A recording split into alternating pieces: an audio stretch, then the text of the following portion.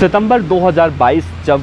नागौर के कोर्ट में कुख्यात गैंगस्टर संदीप बिश्नोई उर्फ संदीप सेठी को पेशी पर लेकर आया गया था, माफ़ कीजिएगा अपने आप जो आया था वो, उसके बाद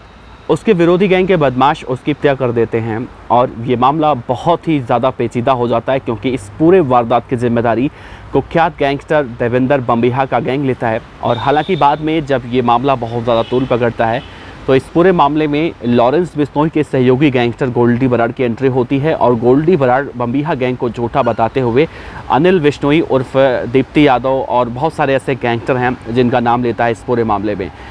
चूँकि ये मामला बहुत ज़्यादा पेचीदा था क्योंकि राजस्थान के दो बड़े गैंगस्टरों के बीच गैंग वॉर की लड़ाई थी। अब जब इस पूरे मामले में जो बदमाश थे अनिल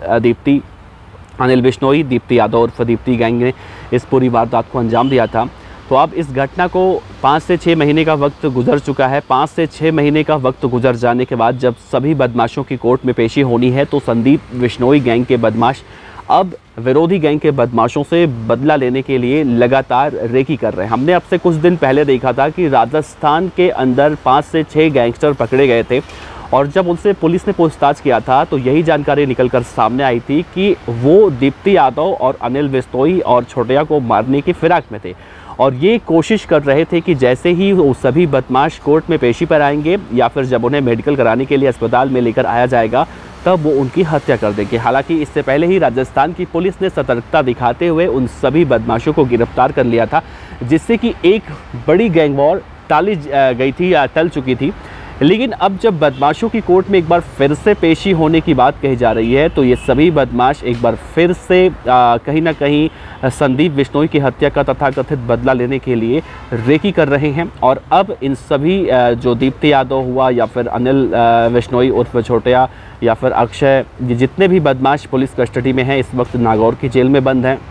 अब इनको कोर्ट में पेशी कराने को लेकर तरह तरह की बातें की जा रही हैं और कहा यह जा रहा है कि वीडियो कॉन्फ्रेंसिंग के जरिए इनकी कोर्ट में पेशी कराई जाए, क्योंकि अगर इन्हें फिजिकली कोर्ट में पेश किया जाता है तो हो सकता है कि जिस तरह से संदीप बिश्नोई का बदला लेने के लिए सभी बदमाश रेकी कर रहे हैं या फिर इस तरह की जानकारियां सामने आ रही हैं तो हो ना हो आने वाले समय में भी इस बात की आशंका जताई जा रही है कि एक गैंग वॉर हो सकती है। तो इसीलिए अब नागौर जेल प्रशासन, तिहाड़ जेल प्रशासन को एक चिट्ठी लिखकर इस बात की गुजारिश कर रहा है कि इन सभी बदमाशों को अब वीडियो कॉन्फ्रेंसिंग के जरिए पेश किया जाए या फिर ऐसा होना चाहिए। वैसे आपको बता दें कि संदीप बिश्नोई हरियाणा का रहने वाला था और 19 सितंबर 2022 को राजस्थान के नागौर की कोर्ट में पेशी पर गया था वो, और जब कोर्ट में पेशी के दौरान वो बाहर निकला था और ऐसा कहा जा रहा था कि खाना खाने के लिए वो बाहर निकला था। उसके साथ उस वक्त 2-3 और साथी थे।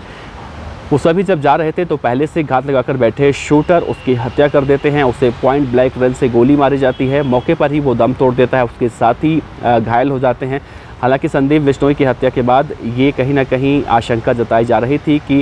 ये बहुत बड़ी गैंग वॉर इसके बाद चढ़ सकती है, लेकिन राजस्थान की पुलिस ने उसके बाद दिल्ली, हरियाणा, पंजाब,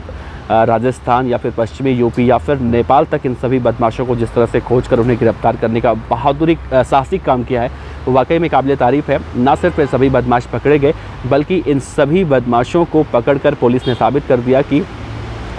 अगर आप बदमाशी की दुनिया में आते हैं, गैंग वॉर करते हैं, शांति भंग करने की कोशिश करते हैं तो आपके खिलाफ बड़ी कार्रवाई हो सकती है और कानून के हाथ वाकई में लंबे होते हैं, सिर्फ कहे नहीं जाते। तो क्या अब अनिल बिश्नोई या फिर दीप्ति यादव या फिर संदीप बिश्नोई के गैंग के बदमाश जिस तरह से तथाकथित बदले की बात कर रहे हैं, क्या वाकई में